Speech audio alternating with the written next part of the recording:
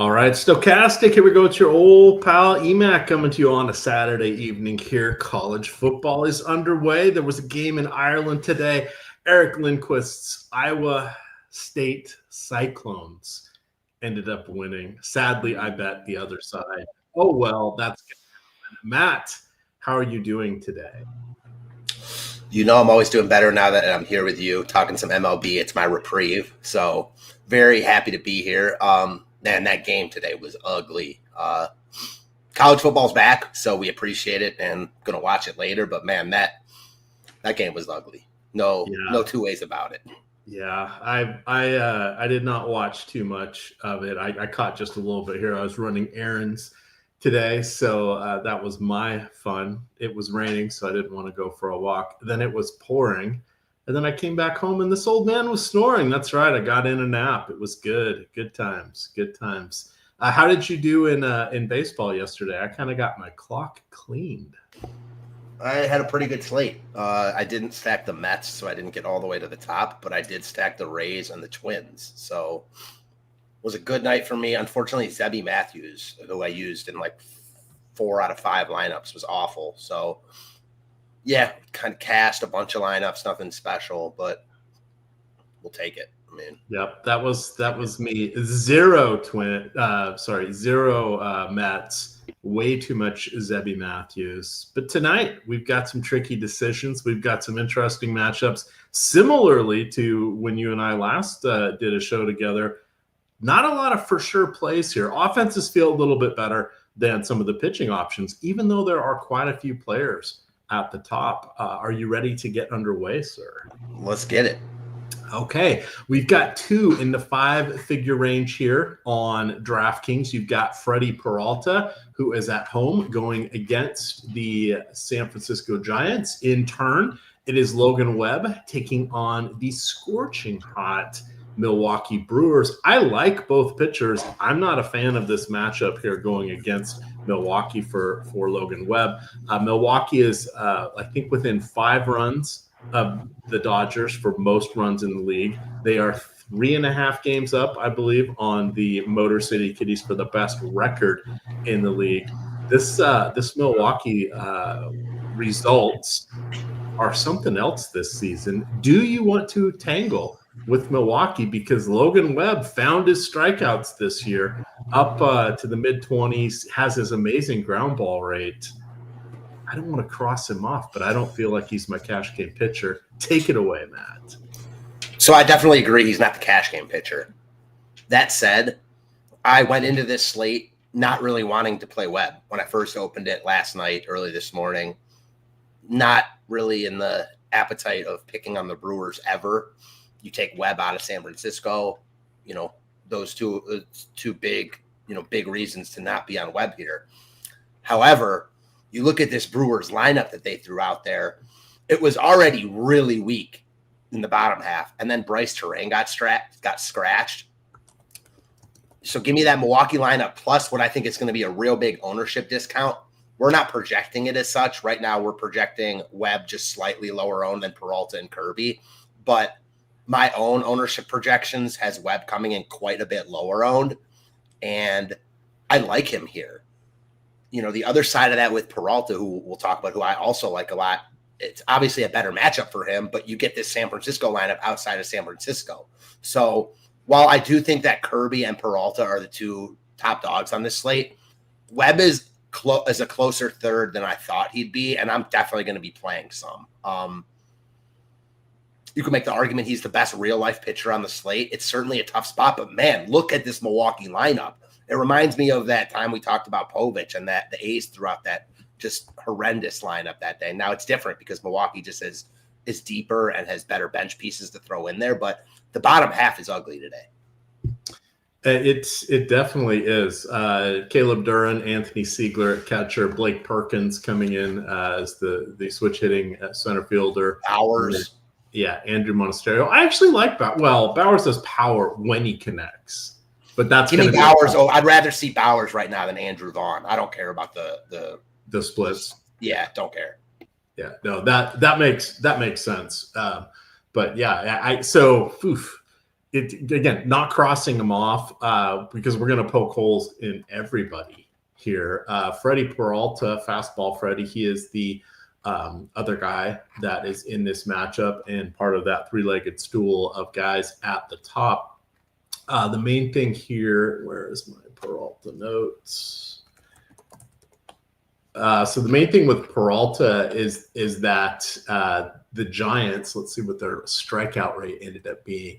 The Giants are bringing some strikeouts with them. 23.5% strikeout rate for their actual lineup. Peralta, 27.6 strikeout rate last year, 26.2% this year. It's a nice bottom three of the lineup with Luis Matos, Patrick Bailey, and Drew Gilbert. That's a 3-up, 3-down situation there potentially. So I'm leaning a little bit towards Peralta. It's tough because this is a coin flip of a game. I don't really want to assign the win to either guy. I think both pitchers are live for a quality start if we're playing them on FanDuel, but they're going to have to make their magic at the plate. And I think Peralta has a slightly better chance of doing that, albeit it will probably be at the cost of a home run or two. Yeah, it makes sense. Like I said, I'm also projecting a bigger ownership gap than we are here. I think Webb comes in significantly. I think he comes in lower owned in like higher field stuff, and I get it. All right, that takes us to the top projected and most popular player, George Kirby. Kirby, his last 2 seasons was phenomenal. Literally, essentially led the league with the lowest walk rate and, in turn, the best strikeout to walk rate. However, injuries, or I believe it was a sore shoulder, cost him the first portion of the season here. So he ended up being a bit of a late start. The A's have not faced him yet, but they have lefty power. And that is the one thing that has been an issue with Kirby, even when he didn't have the walks or like he does this year. And he still has a low walk rate. It's just not literally leading the league. So he is someone that I like a little bit better on DraftKings as opposed to Yahoo, the secret site, where he is the most expensive pitcher. But he's definitely in the mix. He's in the mix on FanDuel, but it's scary looking at that A's lineup, which just dropped. So let's see, who did they have? I think it's going to be their regular lineup. I'm sure they were waiting to see how Wilson was feeling after returning from the injured list. Looks like their standard lineup. At the back end, you got Darrell Hernaiz, and then you've got Brett Harris. JJ Bleday slid back down there to the 8-hole. He's been batting in the bottom of the order against lefties. Earlier this season, he was up closer to the top. But they have Nick Kurtz batting leadoff now. He has a 4.01 ISO against righties. That's like video game numbers. That's the scary He's part. Been insane.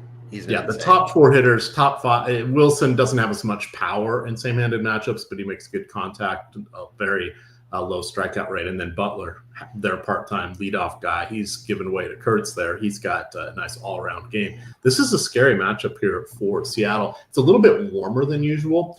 It's going to be in the upper 70s today at first pitch here for this 6:38 start in Seattle, but there is a light breeze coming in from left field that'll sort of mitigate it. Usually this time of the year, it's in the low 70s. For Seattle. So it's not a huge difference, but it is enough to call out there. I think it balances itself out. But for fantasy point per dollar, I like him as one of the pitchers on DK Cash, probably paired with Peralta. How many lineups, or what is your thoughts here on Kirby? Because this I think is where the smaller field, high dollar stuff that you're going into, as you pointed out, it's going to be a little bit different with the ownership. Yeah, Kirby will be the highest owned because he's not facing, like, you've got great win equity with him, and he projects the best. He's the cheapest. He looks the best to me. He's a really, really good pitcher, especially at home. Like all these Seattle pitchers, you get this Athletics lineup away from Sacramento. It all lines up for a really good start for Kirby. Bounce back for him after he got roughed up in that Little League game against the Mets. He's my favorite pitcher on the slate. That's not a hot take or anything, but he looks like the best guy on the slate here.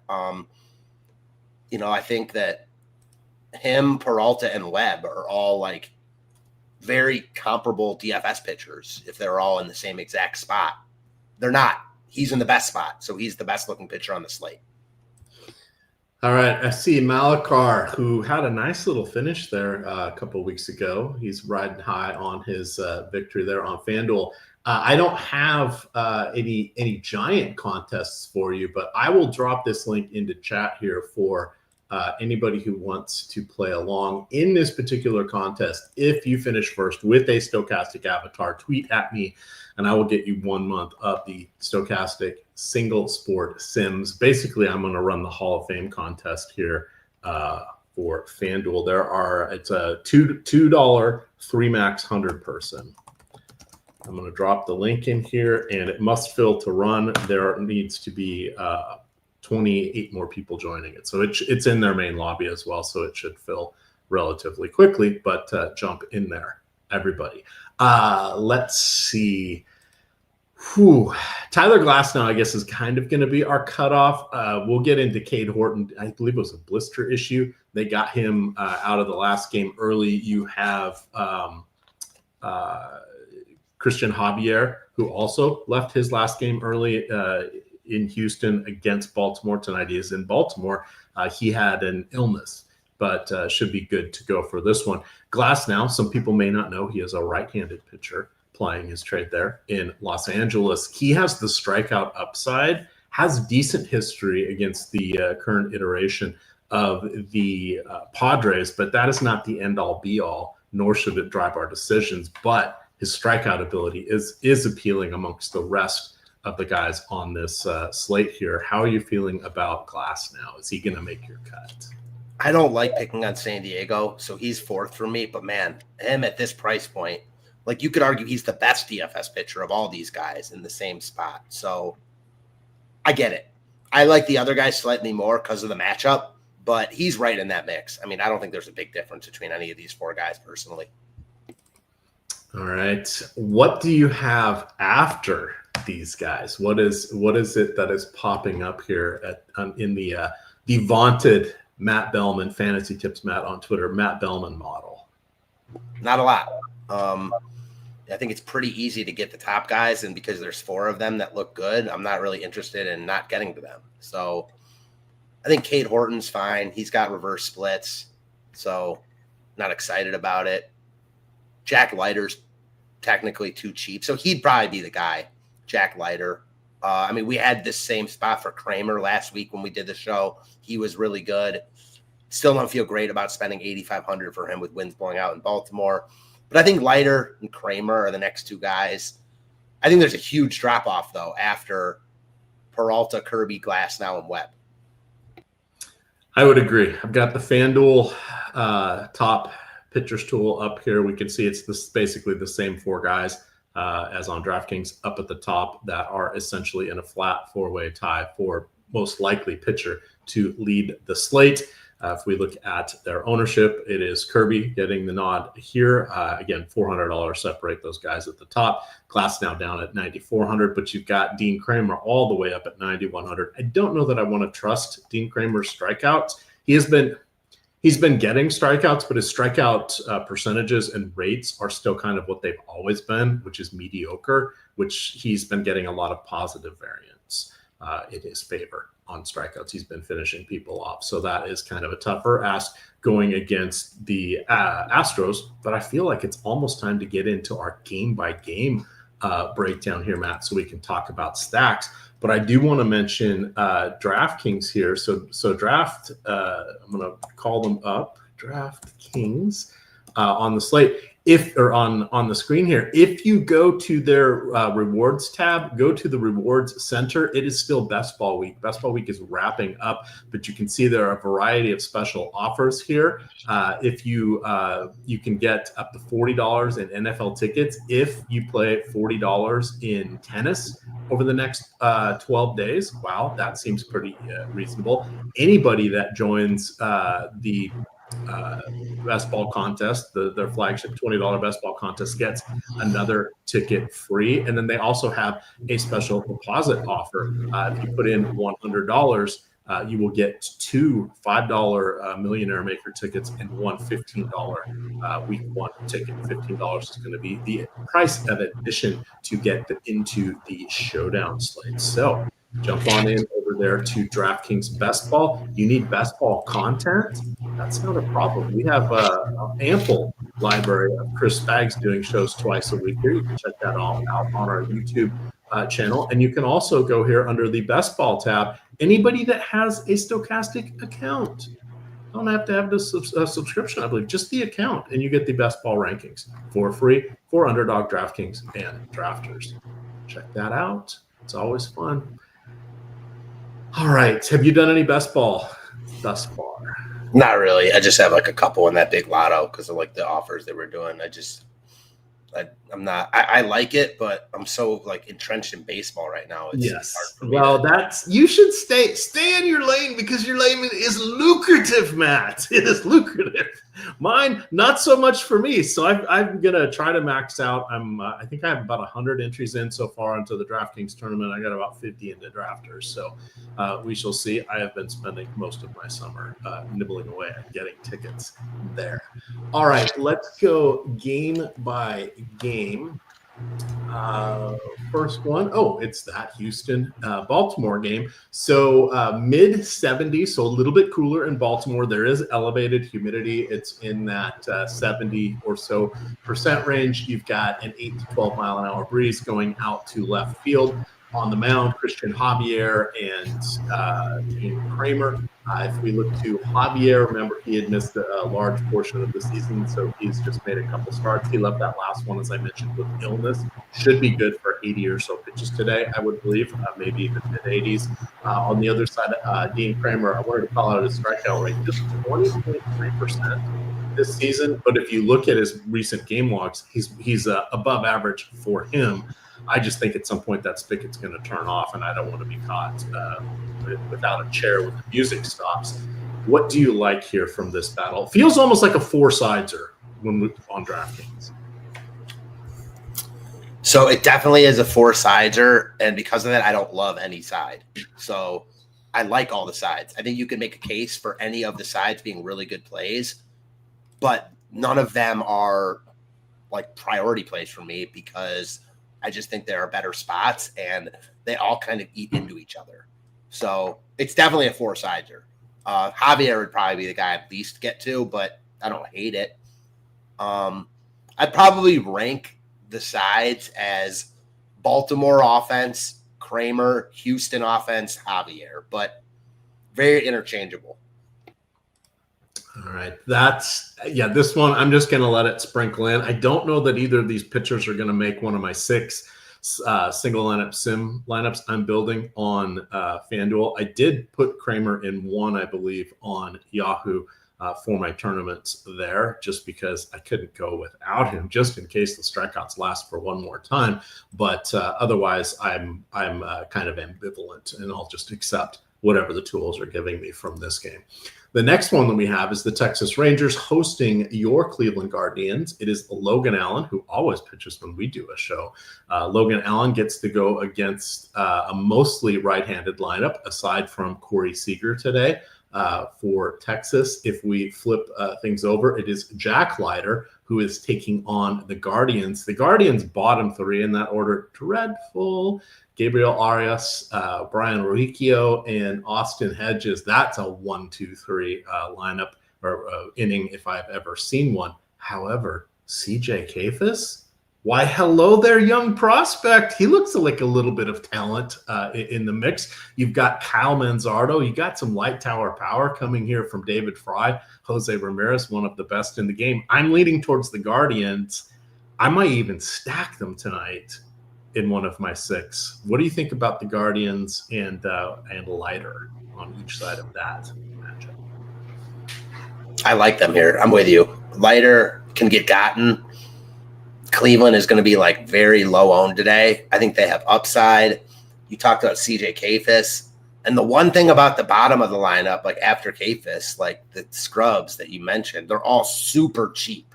So like, I don't hate them. Hedges is the one guy, like, I mean, he's like the worst hitter in the history of baseball, but he's 2,100, and I think the Cleveland stack could really get there tonight. Lighter certainly can get gotten. This is one where, based on their prices and Lighter's price itself, I struggle to see one side not getting there. Certainly, it's a big enough slate where it doesn't mean it has to be one side has to be on the winner, but I think both sides have real upside here. I'm more on the Cleveland side. I like the Guardian stack today. I'm with you. All right. What do you think about Texas going against Logan Allen? One of the guys that I swear to God, he's always on one of our weekend shows. Yeah, Texas I'm fine with. I'm not really excited about. Kind of a wonky lineup with them today. Duran hitting second, Higashioka hitting fourth. Adolis Garcia is back. So they're cheap. But I don't love them here. I think they're just I like Cleveland more, and I think I don't think either Cleveland or Texas looks like the top stack on the board. They look very similar actually, and if I'm playing one of them, give me Cleveland. So it's kind of how I see it. All right. I'm dropping my link for the FanDuel contest into our Discord. There are only 10 spots left, so you guys jump on into that.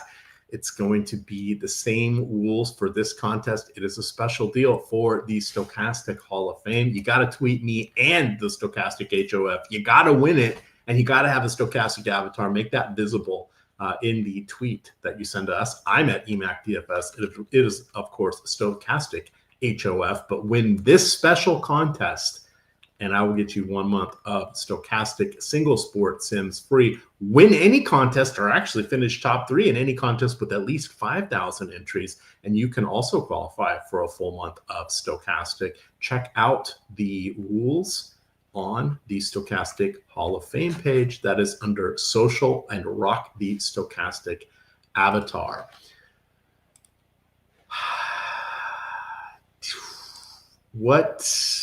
Anything else from this game? Because I like our next one a lot. Yeah, I don't think so.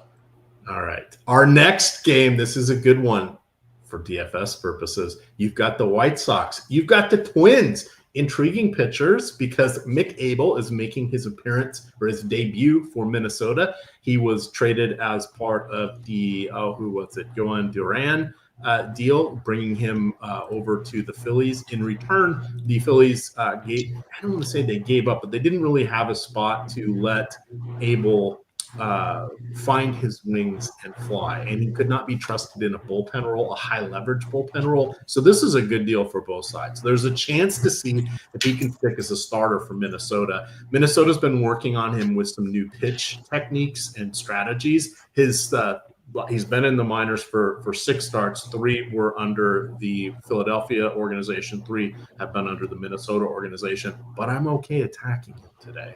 I think it's interesting in looking at the White Sox. We talked about them yesterday. Not a lot of easy outs in the White Sox lineup. Not great at the bottom. Meadroth and Michael A. Taylor are much better against lefties. You got the old guy, the young guy there. But the top of the order and the middle of the order, actually pretty intriguing. Kyle Teal is a good catcher option. Colson Montgomery has just been on fire, as has Lennon Sosa. I like the Chicago stack, both Chicago stacks. We'll get to the Cubs later, but I kind of like the White Sox for their pricing, because if we look at DraftKings, you can get the top couple guys at a discount, sub $4,000.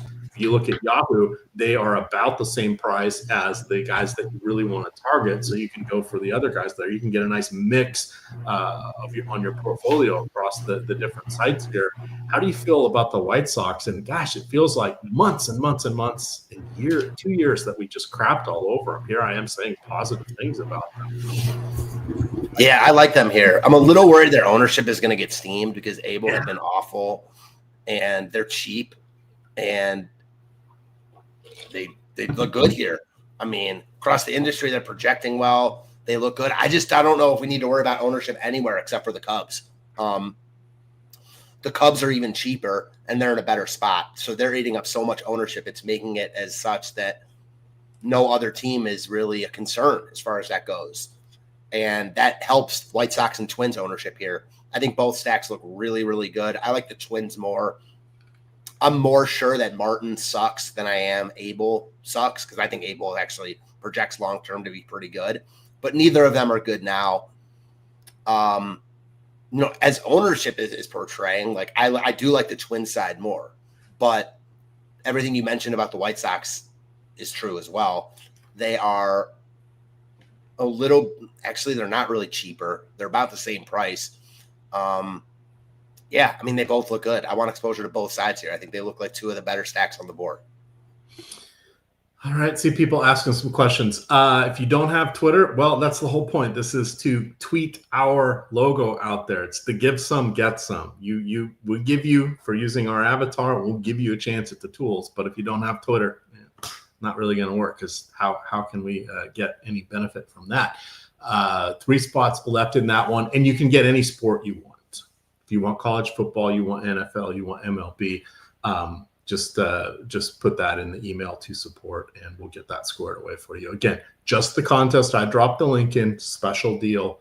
I'm running this one for some fun. Okay. If we turn our attention to Davis Martin, not a lot of strikeouts, which we like to see. There are only 3 hitters in the Minnesota lineup that strike out above league average, and oh boy, are they wind machines. You've got Byron Buxton with 28% strikeout rate against righties this year. Matt Wallner, 31%. That's your leadoff and cleanup hitter. And then from the bottom of the order, James Outman came over during the flurry of trades that occurred at the trade deadline. If I remember correctly, he was previously with the Dodgers, kind of crowded there. 44% strikeout rate this season against lefties. However, only 47 plate appearances, so still a small sample size, but that bodes well for the Twins. Both of these bullpens have been, they're not overworked, but they've been pretty active for the last 3 weeks or so, because the starters just have not been worth their salt. In particular, the Minnesota starters just have been, even Joe Ryan has been disappointing of late. So both sides of this one, I think, are good. Let's see. Oh, and it's a little bit cooler in Chicago, but the wind is blowing out, so kind of neutralizes things here. Anything else from our Midwest battle? No, I'm with you, though. Both sides do look good. All right. Next one up is Milwaukee hosting San Francisco. We sort of covered that in depth when we talked about the pitching matchups. You've had a chance to ruminate on this just a little bit. You still feeling good about Peralta over Webb? Or is Webb creeping up as you? This is one I'm really, really torn on. Like, I am very, very torn on Peralta versus Webb. I didn't think I'd be coming into the slate because it's just the spots. I mean, you take Webb out of San Fran, obviously much, but this Milwaukee lineup is so trashy towards the bottom. And I do think, I don't think that's being accounted for enough in projections. I also think Webb is going to be lower owned than projected. So, all of those things are making it really, really tough for me. I'm actually at the point now where I like Webb slightly more. Okay. I'm just doing the temperature check here, because these are the decisions we're going to have to be making here shortly. We are about 30 minutes or so. It's tough. Just talking this out, because let's just say in the 555, I'm kind of projecting Peralta to be 40%-ish owned and Webb 20%-ish owned. And if that's the case, I want Webb. But if it's Peralta's 30 and Webb's 24, I want then you're not getting an ownership discount. So then it's really do I think Webb scores more than him? And it's tough. I like both of them a lot. I'll say that about this game. I think both pitchers are 2 of the top 3 pitching plays on the slate. So I like both a lot here. All right. Apologies for making it a requirement for the free Twitter giveaway to be on Twitter. I guess if you filled out a postcard and followed all of the instructions on the fine print. Remember the mail-in postcard stuff to get things from the back of the cereal box? I do. No, if you have a proof of purchase, that's okay. If you ever don't see have that proof of purchase, you can still write in and ask for it. Did you ever see that documentary about how Pepsi did that thing, what you're talking about, with a fighter jet? Oh yeah, that was when I was in college. We saved up all our Pepsi points, not for that, but we had Right. towels and beach chairs and volleyball Totally. chairs and croquet shit, barbecue, Yes. all the things you need in a fraternity over the summer. Mm-hmm. Mm-hmm.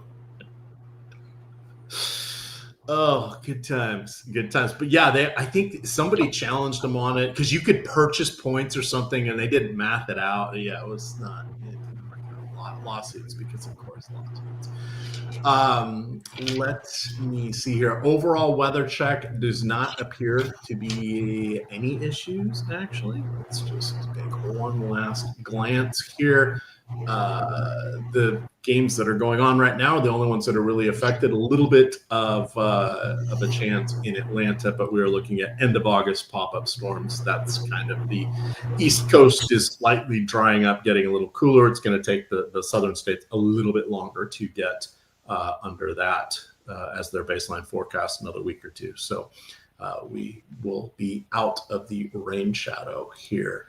If we continue to that New York and Atlanta game, we've got Clay Holmes taking on Atlanta. Cal Quantrill is going here for the Braves against the Mets. This looks like a good offensive spot kind of for both sides, but they didn't make it in my write-up. I hadn't really put them on any of my short lists. That cost me last night. Is that going to cost me again tonight? Yeah, it could. Cal Quantrill, just the gift that keeps on giving. He's a guy, and we've talked about him before. Last Saturday, when I had that nice Saturday day slate, I stacked against Cal Quantrill. I stacked Boston that day. The thing I'll say about Quantrill is he's really reverse splitsy. He's horrendous against righties, did okay against lefties, not great. So I like the Mets stack, but I specifically like Alonso and Vientos, the 3-4. Alonso, one of my favorite plays on the slate, and then Vientos, just crazy cheap in a really good spot. So more than the Mets stack itself, I like that 3-4. Certainly Lindor, Soto. They're expensive. The top of the Mets stack is really expensive. So I'm more interested in the 3-4 mini stack personally, but I like that a lot. One of my favorite minis on the board. I'm getting this slate. This slate has the chance to be spicy, Matt. I'm liking this. Totally. All right, let me download my lineups that I just crafted for Yahoo, the secret site, using these Stokastic sims. And I see some people. Yeah, just make that make your Twitter just exclusively for your Stokastic wins. We're not that worried about it. It's just all part of the chance to get a little branding here.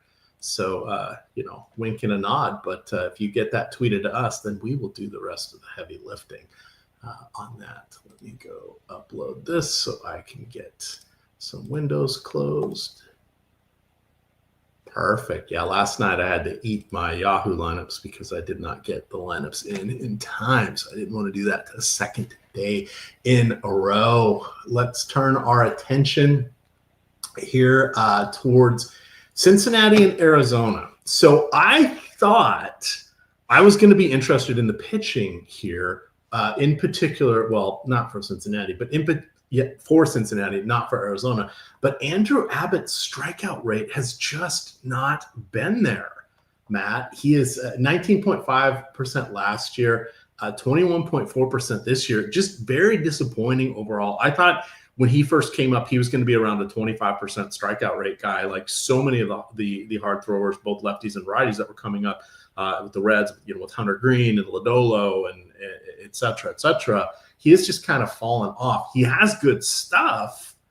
It just doesn't put it all together, though. I don't know that I want to trust him as a pitcher here. Maybe in SP2 in tournaments. I had, I think 10% of my Yahoo lineups have him. But aside from that, I'm almost leaning towards an Arizona stack at this point. What do you want to do with Andrew Abbott? I could see that. I could see stacking Arizona here. I also don't think Abbott's a bad play. I mean, it's an ownership play. He's not going to get any love. He's been good this year. He's overpriced, especially for this spot. But, he's a better pitcher then he's the best pitcher on the slate outside of the big four. So you're getting him at 5% owned. He's going to be one of the lowest owned pitchers on the slate. So that's the argument for him. I struggle to get there, though. Like, if I'm going to pay $8,800, just give me Glassnow for 92, or certainly Kirby, Peralta, Webb. I like all those guys significantly more. So I really don't want to get outside the big four here. Doesn't mean that like none of them will pitch well, but kind of how I see it. All right. Looks like we have an opener here. Jalen Beeks. I'm assuming it's Nabil Crismatt that is going to be coming in after him for Arizona.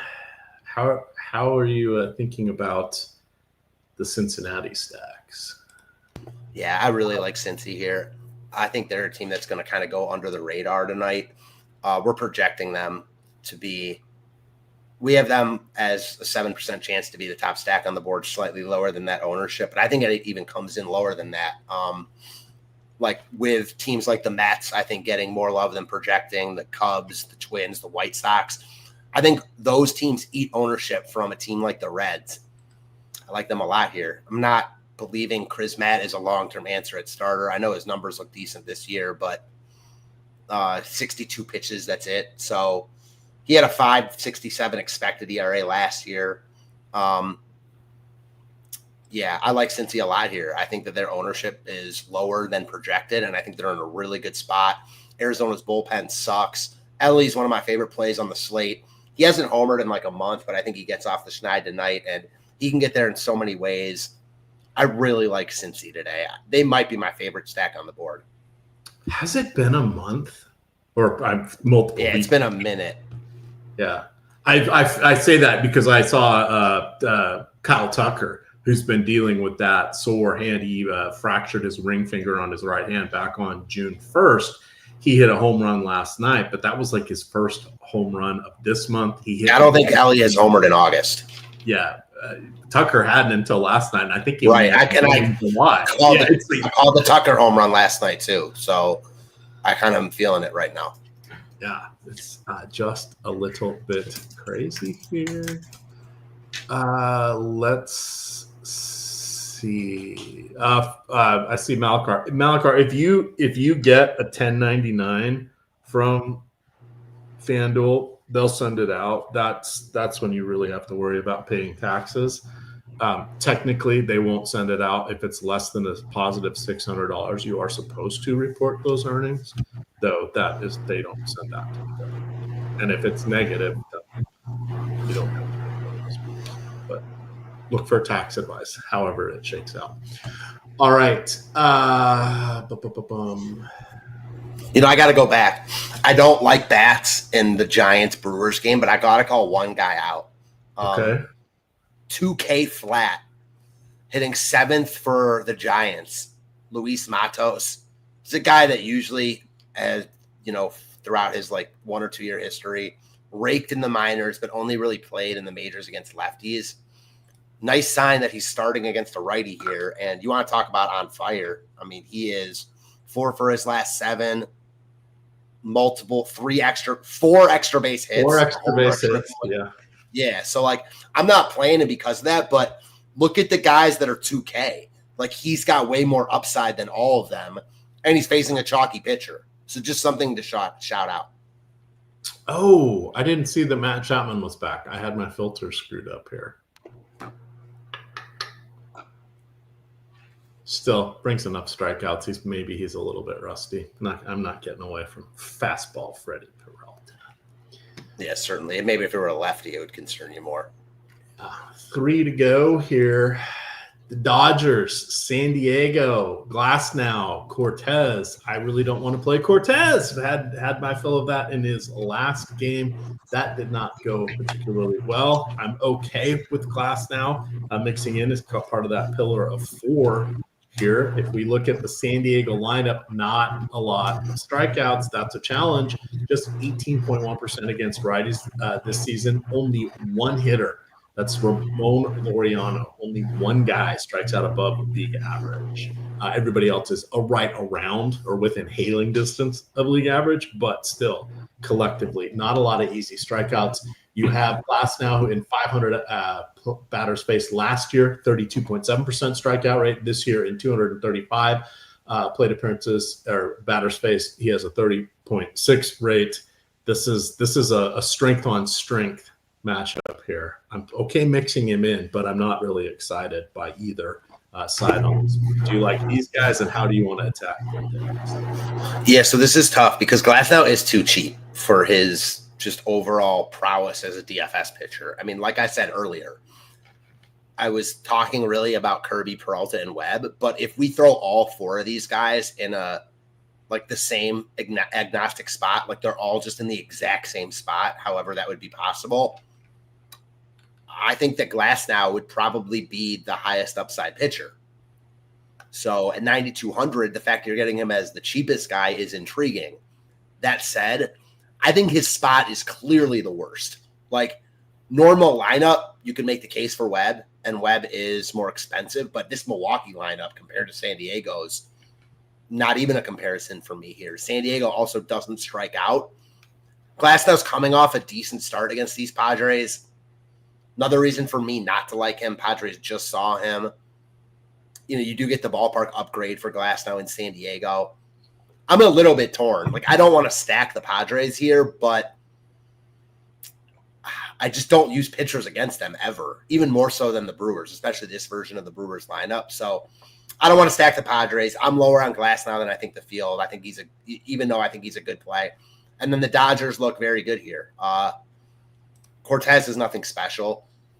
My problem with the Dodgers is I don't think Cortez is bad, and he doesn't have a crazy long leash, and the Padres have arguably the best bullpen in baseball. So you better get to Cortez early, which certainly is possible. We saw the Giants get to him early last start.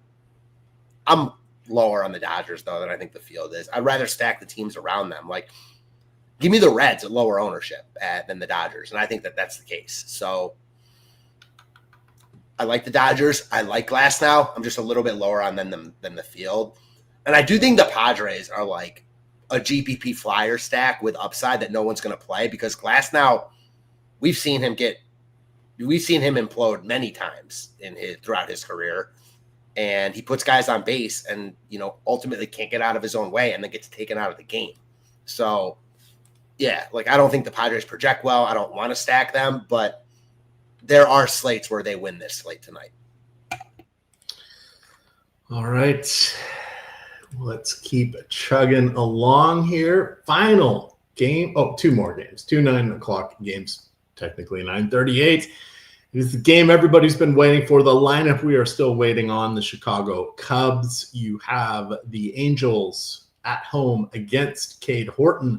On the other side, you have Victor Medeiros, who is just ready to be knocked around. He's going to be throwing batting practice at some point. He has walk issues. His fastball doesn't have a lot of movement or shape to it, which is adequate in AA, not so much in AAA, and definitely not in the majors. Chicago just looks green up and down their lineup. Hard to say anything bad about Chicago other than if you leave Tucker out of the lineup, you're going to be different than a lot of the Chicago stacks here. In any circumstances, short of that 2-game late slate, would you play Victor Medeiros today? No, I wouldn't. I think on the 2-game late slate, though, there's enough leverage where you could consider it. Probably not on the main slate. The Cubs look great. I'm worried about their ownership, though. I mean, they're super cheap. They're in the best spot on the board. Like, they're going to be really highly owned. So know that. I think there are a bunch of other good stacks on the board. Kind of afraid to not play a lot of Cubs, but I just don't know if they're worthy of being like, you know, double the ownership of every other stack.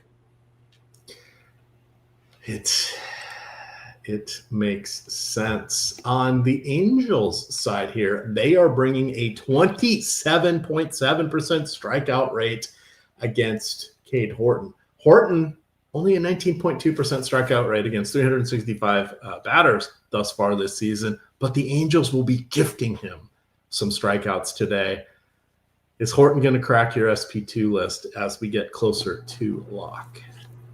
I like Horton as an arm, but not excited about playing him here. I think he's a fine play.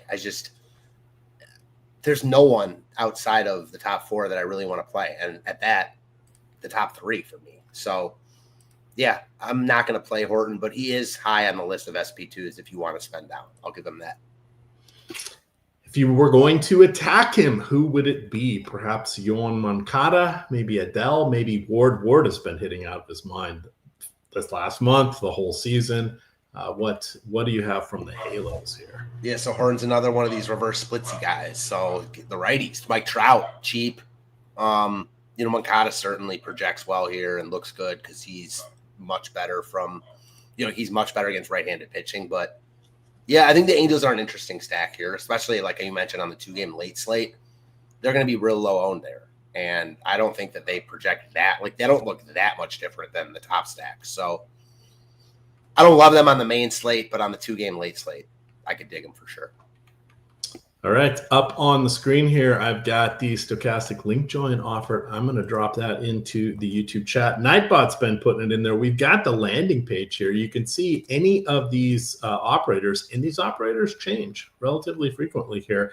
Click the claim offer button. Not only will you get their deposit offer, but if you follow the 4 simple steps listed above here, you can get 30 days of Stokastic premium content sims for yourself. It's a pretty good deal. Notice that there's 3 or 4 that aren't here anymore that were here for a while that I know you guys didn't sign up for, including a Wanna Parlay. That's a quick way to get a month of Stokastic sims. Just saying, folks. Just saying. All right, I was building out. Let's see if I can share this tab. I'm working here on my crafted and curated lineups for FanDuel with the single lineups sim. I'm going to build out. This lineup. I want to take on some of the fun here. Oh, I don't want to waste a second base spot on Sosa no, I'm going to waste a third base spot. Why won't it let me do that? I'm building out a White Sox stack here. I like Sosa. I like Montgomery. Who else is on your short list there? Would it be a Luis Robert, Andrew Vargas, Kyle Teal, the lock at leading off. All right, let's put Teal in there. I don't care that he's a catcher on FanDuel. That's okay. He's leading off cheap and has potential upside there. Let's go with Luis Robert. Robert had a steal. I think was it last night or the other day? He had not had one for 6 or 7 games, but it's good to see him running.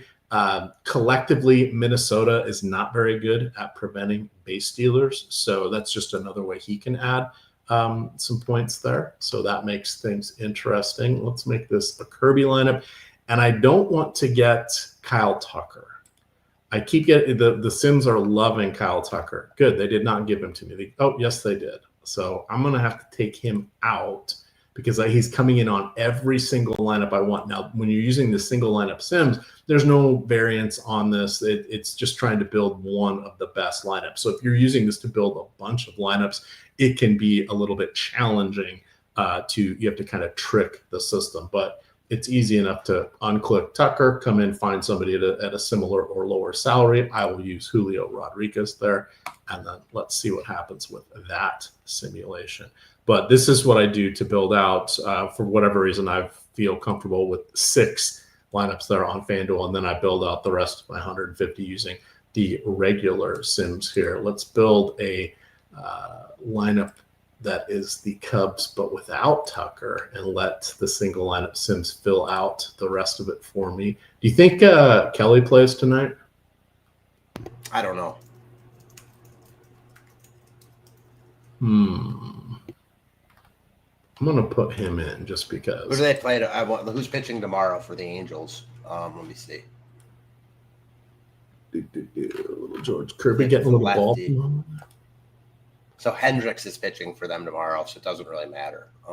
But it's a remember me game for Hendricks, but means nothing for Kelly. I'm saying. But didn't Kelly probably used to catch him, right? No. This is his first year in Chicago. Oh, it's right. What was he? Arizona? He was in Detroit. He was in Detroit last year, previously Arizona, though. Yes, he was in the – oh, man, what deal was he in early? Oh, God. From St. Louis to Arizona. Yeah, he went from St. Louis to Arizona, Detroit. Who was he traded for? Shit, he was with Goldschmidt. Texas. Yeah, he was with Texas, too, last year. He was in the original Paul Goldschmidt year deal. I memory hold that one. There's so many things to remember. I know. I can't believe I just got that. I don't remember anything, but that I did. All right, let's build out a Logan Webb lineup. Actually, let's build out a Glassnow, and let's go with a couple of his friends. We just need 3. Fill that out, and then that's lineup 5, and let's go with a Seattle lineup. That is our final matchup of the night. Seattle, we've got George Kirby going against the Athletics. On the other side, you have Jeffrey Springs. I'm liking the righties, of course, here for Seattle. You've got Julio Rodriguez, switch hitter Cal Raleigh, Eugenio Suarez. Those are some guys I want to build one lineup around here. I mentioned that, hey, there's Kyle Tucker coming in. We'll accept him on this lineup. I mentioned that the weather is a little bit warmer in Seattle, but the wind is blowing in slightly. It's kind of going to mitigate things there. Very pleasant spring day in Seattle, late summer day. So that is, I think, interesting. And I'm going to build a 7th lineup because I want to do one stack against Kirby just in case he implodes. So we're going to go to the lefties. I do feel like, speaking on like what you just said, San Francisco is the stack that I'd want most of. San Fran, Milwaukee, and the Athletics. I think Peralta is basically just as highly owned as Kirby. And I think San Francisco, you get them out of San Francisco, they're cheap. Just out of those 3, they're my favorite. That's not really that much of an endearing statement, but out of those 3, I do like them the best. All right. What I gotta go fastball Freddy. So who do you want to attack fastball Freddy with? I mean, I think Lee leading off they're cheap too. Like, okay, so Lee leading off at 3,200. Devers is their best lefty bat. And Matos at 2K. You got upside with that little mini stack, and then you kind of add in who you want. They're really, really cheap. So, yeah, I mean, I'm not playing San Fran except for a little Matos because he's 2K. But if I were playing 150, I'd be stacking them. All right. I'm going to do one of my Chapman at 3K is insane. Like, that's insane. Yeah. Oh, sorry. Would you double up and put Logan Webb in there, or just let the San Francisco Giants do the heavy lifting? Well, the reason I like it is because first off, I like Webb, and second of all, the win is so important on FanDuel that like the correlation matters. Yep, I concur. Let's see what this one runs out as. All right. Like, that's the thing about stacking the Giants also. Like it doesn't like that, but they don't project well. So it's going to be hard to make stacks that the Sims like that likes the Giants stack. But the other thing you get with them are really good stacks, really good pieces around them. So that matters. Yeah. Yep. And as I look at my single lineup Sims, it is just hammering George Kirby into it. So my now 8 lineups, 4 of them ended up being George Kirby. So let me get that uploaded here, and I will then kick off the Sims. We've got about 10 minutes to go. Chat, if you have any questions, fire those up. I'll be looking through that. We've, of course, talked multiple ways where you can get free content from us, free tools from us. You can get free best ball tickets from DraftKings. This has been a very lucrative show for those of you that are out there. You can wrap up best ball week here. It's a lot of fun. The best ball streets. I don't really like best ball Twitter, but I like building out my best ball lineups. So hopefully you guys will like building out yours. I agree with you on all that. People put up these screenshots and you're like, I can't tell if that team's good or bad. It's like, I know, and it's everywhere too. It's so I can't believe how popular and prominent it is. Yeah, you could tell when a team's bad, but you look at some of these teams, and you're like, there's nothing special about that. I don't know. I agree, but just the amount of just takes out there about everything, right? It's overwhelming. Yeah. And because we're like in the DF, like obviously big in the DFS world, and so many people in the DFS world are big into that. It's like all we see. Yeah. My favorite person to listen to is Chris Baggs, of course. So you can catch him Tuesdays and Thursdays, 3:00 on the Stokastic YouTube channel. You can also catch him multiple days a week on his channel, Splash Play. So I like watching him draft because he has takes on everybody he picks, the decisions he's making, what he sees from other people.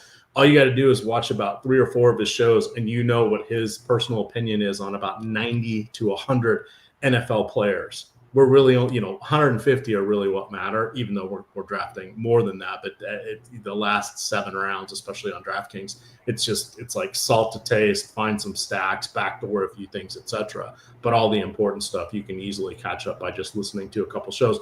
They're all relevant. There hasn't been any major changes so that you can still go listen to those on the YouTube and the podcast feed.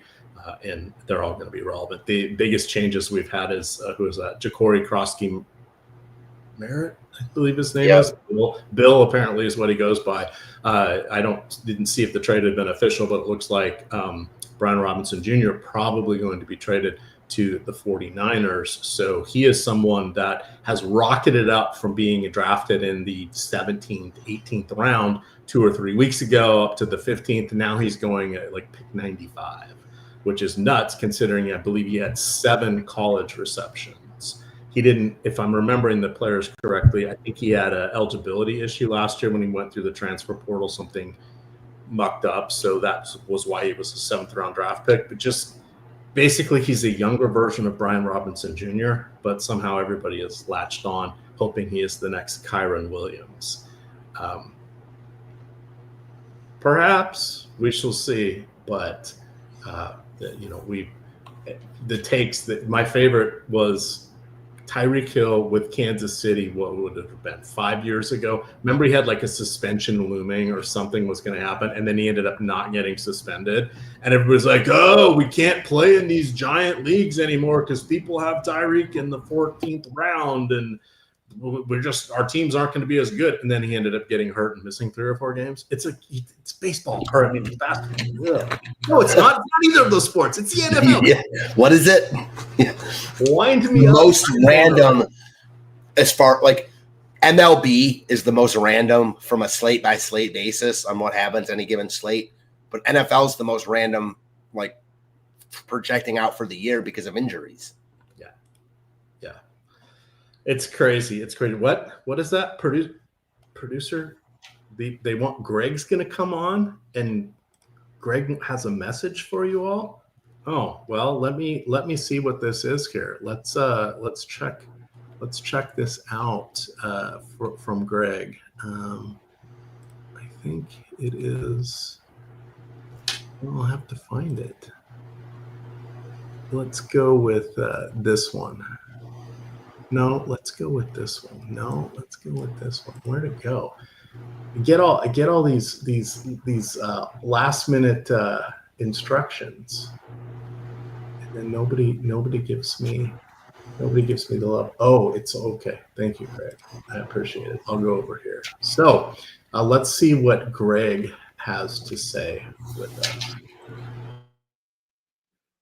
It's best ball season, and DraftKings is giving all customers a can't-miss offer. Draft one, get one. Enter a lineup in the $15 million best ball contest for just $20, and you'll score another best ball ticket to play free for a share of $15 million, giving you a second chance to win big. Download the DraftKings Daily Fantasy app now to draft your $20 best ball lineup to play for a share of $15 million and get a second ticket to play free for a share of $15 million. That's 2 chances to win big without ever setting your lineup again. Draft one, get one, only on DraftKings. The crown is yours.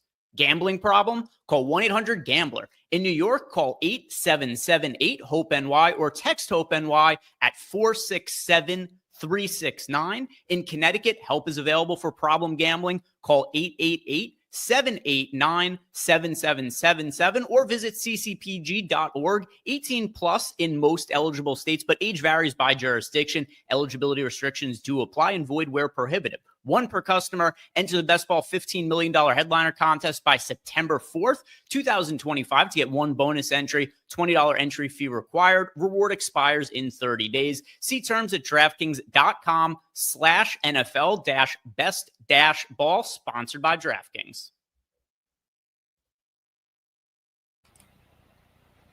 Well, geez, that was fun. That was kind of long. What happened to all my screens here? Let's see if we can get this fixed.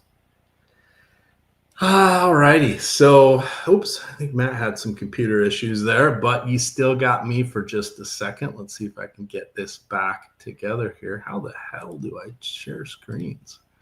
Add to stage. There we go. Putting in my last touches here on my best ball, dear God, on my stacks. Not getting that much Chicago. I'm okay with that in my 150. Want to give a little bit more to Houston. I gave a little bit more there to the White Sox. Texas coming up a lot. You know what? Let's let that ride. Let's come back here. We're going to favor custom favorite 142. And we're going to download that. For those of you wondering, what time is it? Well, it is time for the Dong of the Day. Dong of the Day. It's the Dong of the Day. Cha-cha-cha. Guess what? Put in your picks into the chat here. I will read them off for you guys. I am going with Seiya Suzuki tonight. I think he is an interesting option. I was also informed last night by my wife that I am not allowed to sing the Dong of the Day song anymore, and this time she really means it. Guess what? She's not here right now, so I can sing the Dong of the Day song if I want to, and I wanted to there. Let me get my FanDuel lineups uploaded here. Ooh, we're down to the wire with just 90 seconds left. Fingers crossed I copied them incorrectly. Looking good there. Looking good. All right, we've got that squared away. Let's see what we have from everybody else's home runs here.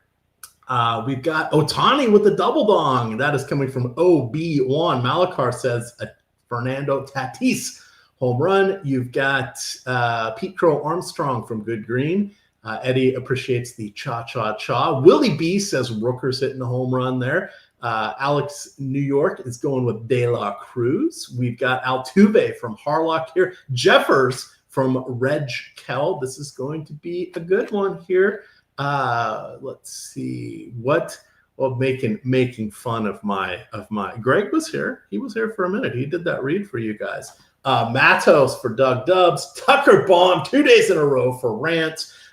Nicholas Barrel says Pete Alonso. Duckman, he's going with Holiday. Celebrate.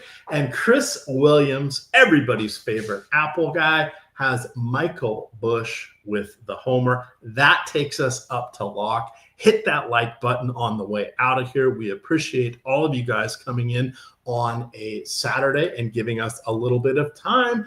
We are going to keep the MLB shows up through the rest of the regular season on Saturday, but don't forget, we're almost we got 2 left for Sunday, tomorrow and then Labor Day, because it's going to be NFL Sunday right after that. So tomorrow you guys can check us. We'll have to see what the sites are doing. There's 2 noon games and then 1:35. So hopefully they all land on that 1:35 slate, and we will be at 12:35 tomorrow. But with that, thank you, DraftKings, for being our sponsor there. Thank you to you guys, and we are out of here. Good luck, gamers.